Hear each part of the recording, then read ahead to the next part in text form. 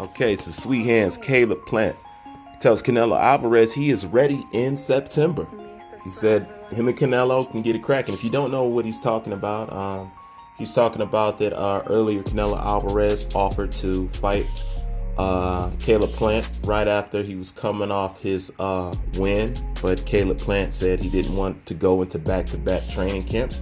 He wanted to be fresh for the champion, and he didn't want to have any excuses, and he also didn't want to have to deprive himself any further. He wanted a little rest, and he said, why don't you offer me to fight when I'm not just coming off of a fight? Okay. Now, the big outbreak was people jumped on Caleb Plant saying, oh, this, oh, that, you need to take the fight, you need to take the opportunity while the opportunity is there, because in boxing, it won't always be there, this, that, and the third. And I've already stated that I thought what Caleb Plant did was good for him and good for his career, because he is not desperate. And he understands what it takes to go against a fighter like Canelo Alvarez. So it's not just you should just jump at the opportunity, but you should be fully prepared to seize that opportunity. You know what I'm saying? If not, then you're just a person just jumping for a paycheck. But if you're a person that actually wants to win, then you're going to have to seize that opportunity by properly preparing for it. So that means not going into it half-assed, going into it full. You know, Oscar De La Hoya talked shit and told him, well, the fight's not going to be there, so you should have took it. Well, this, that, the third, you know. And for all the people who would say that about Caleb Plant, man, he should have took the fight, man, he should have did this, and man, he should have did that. You're not thinking in the elements of a boxer. You're going up against Canelo Alvarez, arguably one of the biggest fighters in the business. And what is one thing you know about Canelo Alvarez, and you have seen it demonstrated over time? One thing you're not going to do is you're not going to beat Canelo Alvarez on the scorecards. Okay? You're not going to beat him on the scorecards. I don't care. I don't care if you give him a close fight, a good competition and all that. You're not going to beat Canelo Alvarez on the scorecard. So with that being said, you have to go into that fight knowing you need a knockout or you need a gap in that fight so wide that no decision can deny you. But most importantly, you're not beating him on a scorecard. So you're going to have to come into that fight on your A game, because you're going to have to take into consideration, I can't leave it up to the judges, because if I leave it up to the judges, I'll be out of a fight. So I got to put on a master clinic, you know what I'm saying, or knock him out. The only way you're going to do that is being fully prepared for the fight. And like Caleb Plant says, he's ready in September. It's very simple. Now, people will still talk that jazz and say this, that, and the third. But duly note this. These are the same people who will give breaks to somebody like Jaime Munguia. Jaime Munguia is a very green prospect. You know what I'm saying? He's very, he's not ready. You know what I'm saying? He's like a unripe fruit. He's not ready to be picked. But yet, didn't Canelo Alvarez offered him to fight and would have fought him if he would have took it? Yes, he would. Now, the question I got to ask you, what is somebody like the caliber of Canelo Alvarez, somebody who we constantly claim fights the best, what is he doing trying to fight a Jaime Munguia? What is he doing? Let's just be real. What is he doing with that? And when Jaime Munguia says he's not ready to take the fight, it's because he understands he's not ready. But keep in mind, these are the same people that wanted Caleb Plant to jump at that opportunity. But they respect Jaime Munguia saying he's not ready. Now, you tell me, how does that work?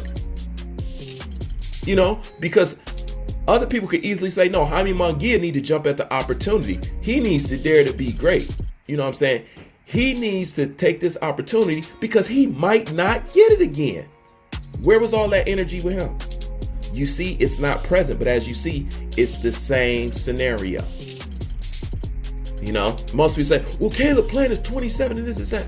Listen, when you start boxing is when you start boxing. Age doesn't necessarily define where you should be in your career. Hence, Vasily Lomachenko. Hence, Teofimo Lopez. Okay? He's finna headline his first pay-per-view, and he's only 15 fights. Okay? Lomachenko's never been on pay-per-view, and he's 30 something. So age doesn't define where you're supposed to be in boxing. It's when you start, if you go to the amateurs, or if you don't go to the amateurs. So that's basically irrelevant, you know what I'm saying, to what's going on. But the question is, when you look at, you're trying to fight, and Canelo's my boy, when you're trying to fight somebody who's just coming off a fight, and when you're trying to fight somebody you have no business offering a contract, you have to look at the person. You're trying to pick weak opponents, and you're trying to catch people in a weak state. That's no secret. Then again, it's the power of the A side. I don't knock the power of the A side. You know what I'm saying? If you ever hear me talk about the power of the A side, I've never knocked the power of the A side. I respect the power of the A side. But if we're going to be honest here, you're trying to pick somebody like Caleb Plant coming off a fight, and you're trying to pick somebody like Jaime Munguia, who's just too green for the scene. You know what I'm saying? It lets me know how you're moving, you know, and that's just real. So I believe that Canelo Alvarez is an elite champion, and he doesn't need all these layups, you know. So if you're serious about that, and if Canelo Alvarez is the champion that always said he was, then take the fight in September. He's free now. There's nothing wrong with that.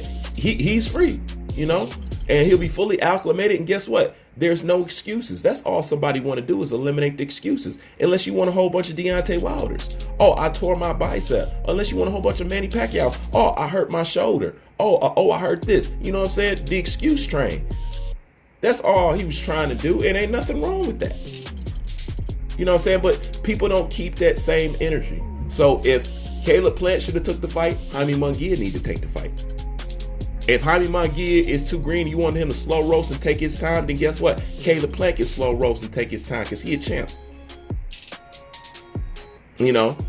Now, people told Kovalev it was a bad move to go into back-to-back fights to fight Canelo Alvarez. You know what I'm saying? But they didn't say that till after he was hanging on the ropes like a scarecrow. Then they said it wasn't a good idea.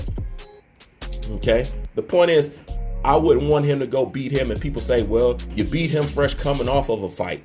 You know what I'm saying? Let's just eliminate all the excuses. But he's free in September. I would love to see that exchange. But if you guys, once again, this goes back to, if you pay attention to boxing, now, are you really studying boxing? Maybe you need to link up with somebody who knows boxing a little bit better than you. And I'm not talking about somebody who knows the stats, knows how many knockouts they got, knows this. I'm talking about somebody who knows the science, you know what I'm saying, and know what to look at. Because if you look at Caleb Plant's style, every boxer coach has a style that they keep their boxer away from. Caleb Plant has that style that Canelo Alvarez team don't really want. That slick style, you know what I'm saying, or the quote unquote, let's call it what it is, that black style, which is basically the slick style, which is basically the sweet science, they want to stay away from that. That's why he's staying away from Andrade. That's why people don't want him to fight Andrade. They don't want to admit that, but they know that he could beat him, because if they thought he could steamroll him, oh, they'd be begging for the fight. Like Lomachenko fans beg for the Gervonta Davis fight. Even though Gervonta Davis is a bum, and Vasily Lomachenko's supposed to be this elite guy, but he chasing bums, but nobody says anything. You know what I'm saying? That's the game fanboys play in this boxing. But we don't play fanboy games over here, man. We just talk boxing, but we let them do what they do, and we do what we do over here. You know what I'm saying? Nothing but the best. But anyways, like always, that's my opinion. Leave your thoughts, your comments, your hate, your tears in the comment section. I'll get back with y'all a little bit later. Bruce Fain, I'm out.